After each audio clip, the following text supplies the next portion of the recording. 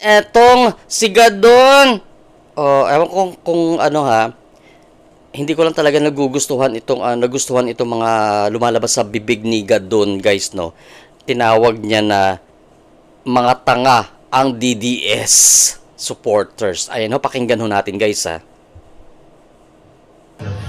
Alam mo yung mga DDS, mga tanga yung mga yan. Isang tambak na bobo yung mga DDS. Mga tanga. Nakita na nila kung paano waldasin ng pera ng Pilipinas. Daan-daang milyon. Ha? And still, naniniwala pa rin sila. Mga DDS, mga tanga, mga bobo. Mga tanga, mga bobo. DDS, mga tanga, mga bobo.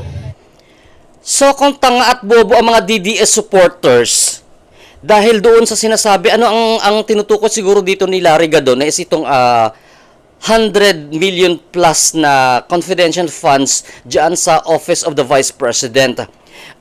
Hindi ba nakita ni Larry Gadon itong 60 billion na PhilHealth na itinransfer diyan sa Treasury Department na ipinapabalik na nga, 'di ba, ng Korte Suprema? 'Di ba anong sabi ng Korte Suprema? Pwede na sigurong sabihan ang presidente na ibalik na ang pera from National Treasury pabalik doon sa PhilHealth. Magkano yun? 60 billion pesos yun. Ikumpara mo naman, Gadon, doon sa sa 100 million na sinasabi nyo. Anak ng tipaklong naman tayo dito sa plansang ito, ha? Charot. Dumagdag pa yung issue ng ng 2025 national budget na yan, ha? Oh.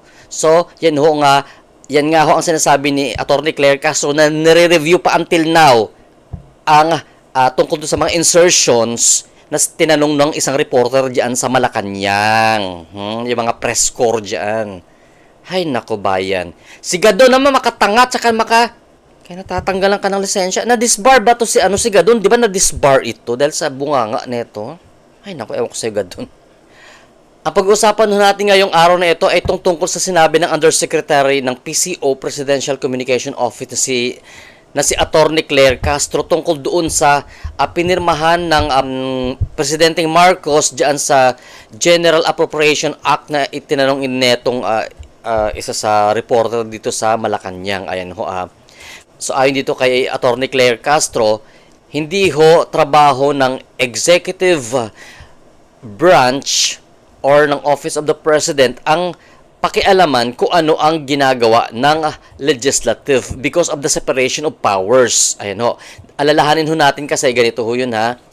Sa aking kumumunting kaalaman, dahil nga may three branches of government ang Pilipinas which is executive, Office of the President, legislative, yan yung Congress, Senate, and the House of the Representatives, and then the legislative, yan yung mga korte natin from Supreme Court down sa mga regional trial court. Yan ho ang separation of powers. So, ang sinasabi ni Attorney Claire Castro na hindi naman daw trabaho ng presidente ang pakialaman kung ano ang ginagawa ng Kongreso diyan sa bicameral report. Pakinggan natin guys ang paliwanag ni Attorney Claire Castro. Ayan ho. So follow up lang po ma'am. Isa po sa mga contentious issues po dito sa 2025 ito nga pong allegedly ay insertions ng AKAP. Kukumustahin lang po sana namin ang update doon po sa ginagawang review ng Malacanang doon po sa mga allegedly mga insertions ng bicameral conference. Sa nakaraang 2025 po? 2025 po. Hindi po kasi privy or hindi po responsibilidad ng executive makialam kung ano po ang nagawa sa BICAM.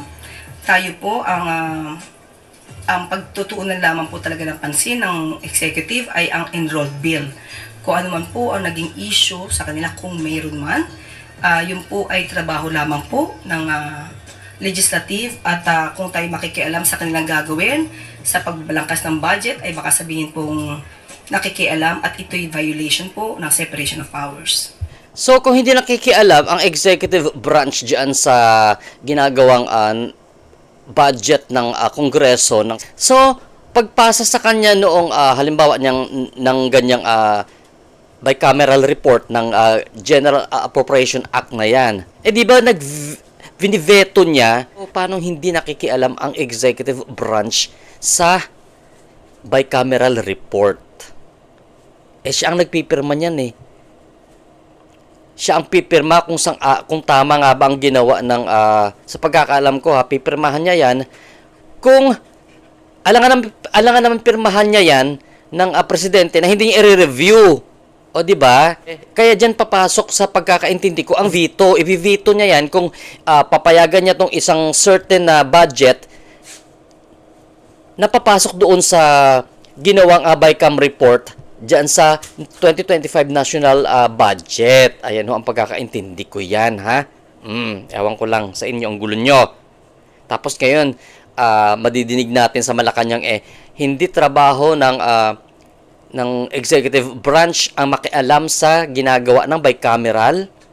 During pag-submit sa kanya ng BICAM report na yan, syempre, titingnan niya kung ano-ano yung mga pupuntahan ng 2025 national budget. And may powers ang presidente na i-veto, na hindi aprubahan yung nakalagay doon kung sa tingin niya hindi makakatulong. Ayan ho. So, paano hindi siya makikialam? So, ano yung veto? Kung hindi siya naman nakikialam, ano yung veto? Totoo yung sinasabi ni Attorney Claire na ang focus ng executive branch is magpipirma siya ng batas na isinusumiti sa kanya ng Kongreso, ng Senado at saka ng mababang kapulungan dyan sa Kamara de Representante, at pagkapag napirmahan ho niya yan ay magiging ganap na batas. Tama ho yan, nakalagay sa Philippine Constitution ho yan. Pero may power ho ang presidente na mag-veto, na hindi kahit na yung batas na isinamas na sa kanya na ibinigay ng Kongreso, may veto na tinatawag na pwede niyang hindi gawing batas yan kung sa tingin niya hindi kaaya-aya ang batas na yan. So ibabalik niya ngayon yan sa Kongreso para i-ratify.